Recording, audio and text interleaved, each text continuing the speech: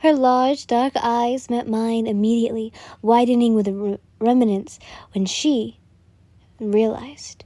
Holding her long, dark green locks in one hand, braiding the ends when she paused. My eyes blinked in recollection. Sue? Yen, kiddo. She replies, brows furrowing slightly as my name shifts through the air. The people around the room grow silent, different sets of eyes snapping onto me with a large mix of emotion. Some held recollection while others stared in shock or horror. My figure, suddenly feeling small beneath the masses of gaze.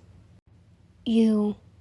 The boy with dark green hair finally states, voice trailing off as his emerald eyes flicker up towards the man standing beside me, tensely holding my hand and trying his best not to grip too hard. It's true. The redhead speaks for himself, allowing the freckled guy's brows to furrow. I want to explain why I did what I did.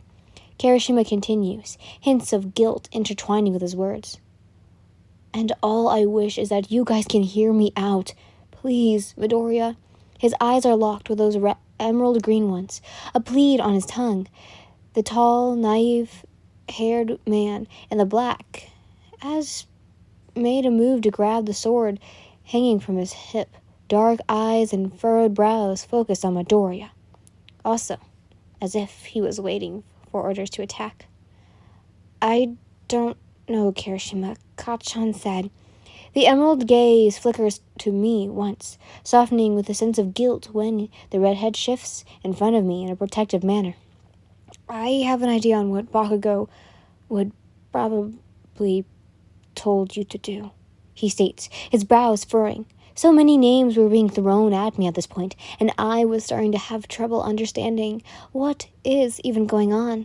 I thought these people were Kirishima's friends. If so, what is Sue doing here? So many questions were slowly building up inside of me, and Eijiro's nervous but protective demeanor wasn't helping.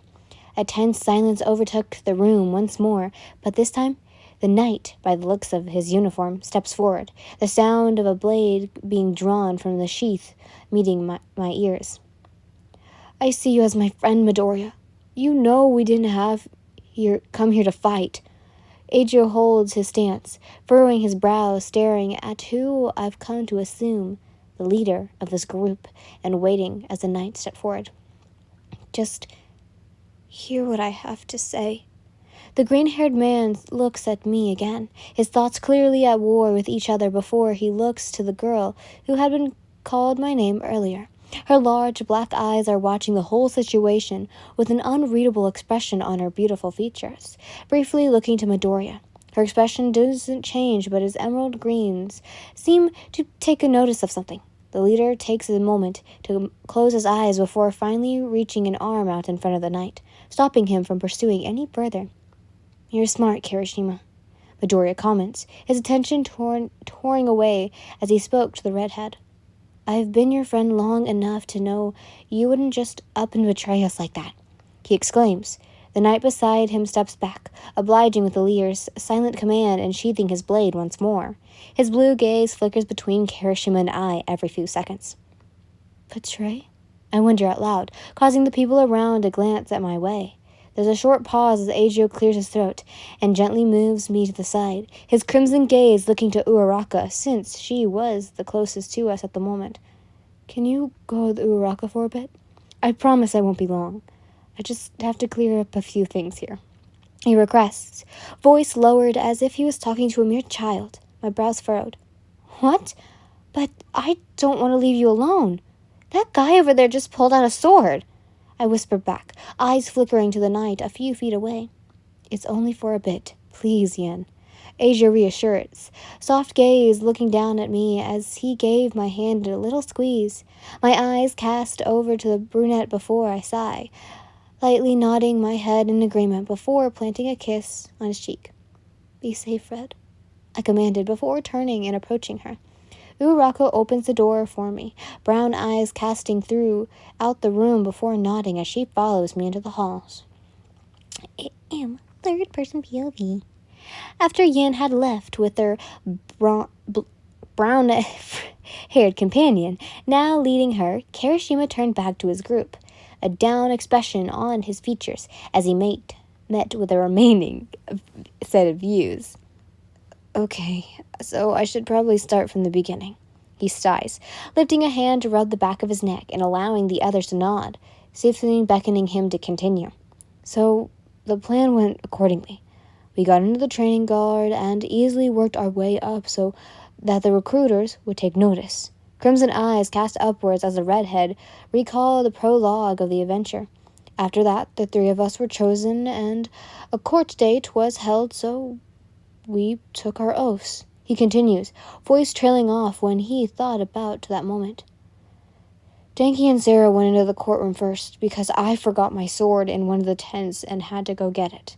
As I was walking through one of the halls, that's when I ran into Yen for the first time.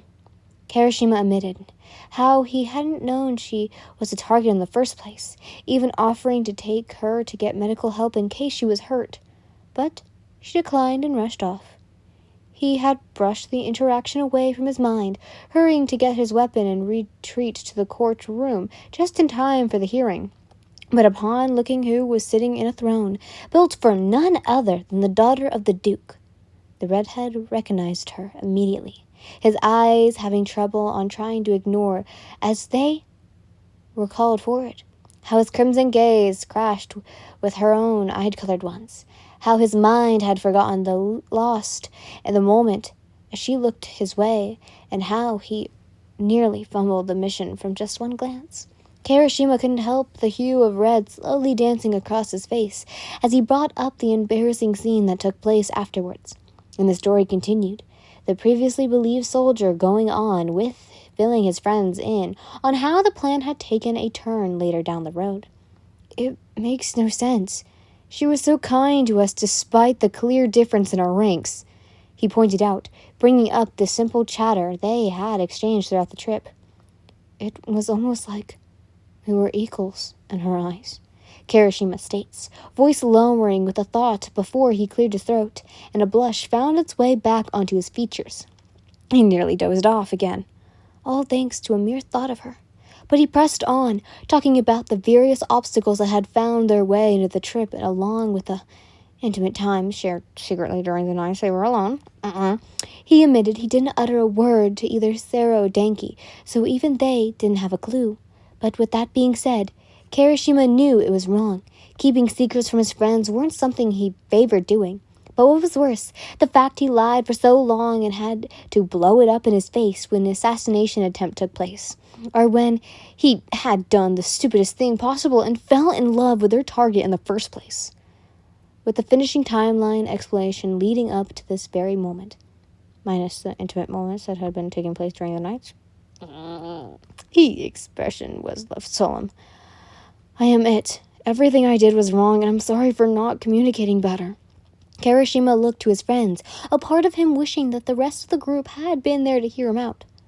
But I won't ever apologize for saving Yen.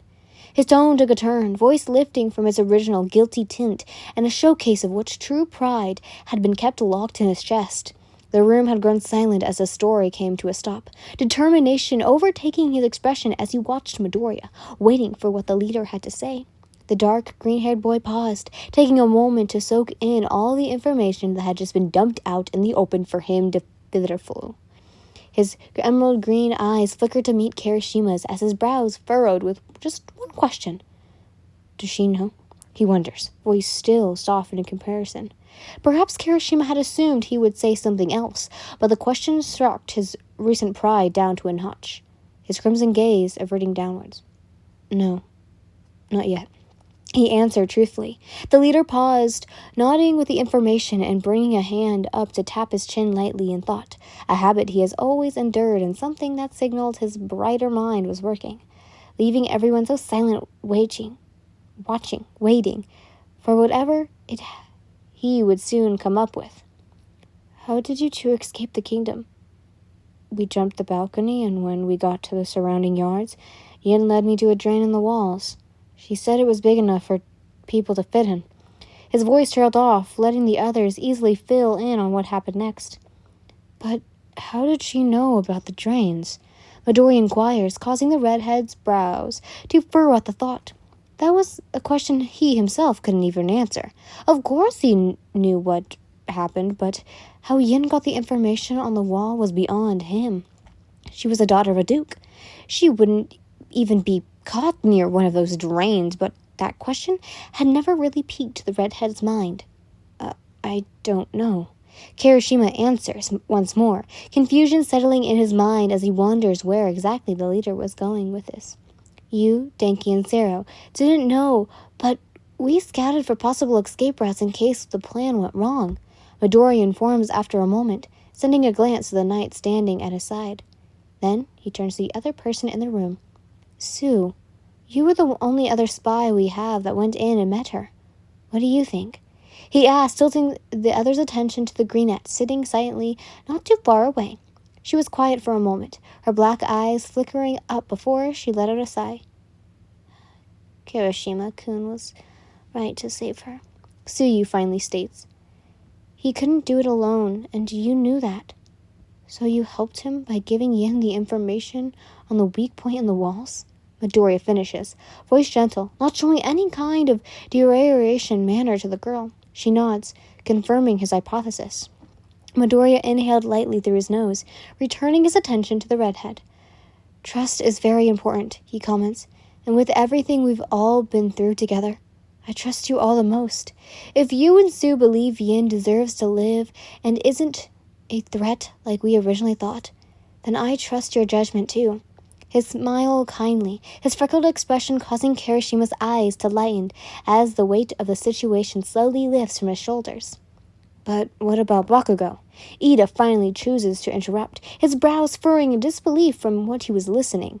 The other three sweat-dropped with an imagine of what the easily angered ash blonde was capable of. Kachan will understand. Midoriya chuckles nervously. For now, we need to just focus on regrouping back in his realm like we originally planned. He clears his throat, trying his best to shake the feeling of death looming over his shoulders. But there's one more thing you need to do, Kirishima. The leader glances up to the redhead once more, causing said male to tilt his head in questioning. Yeah? You need to confess everything to Yin.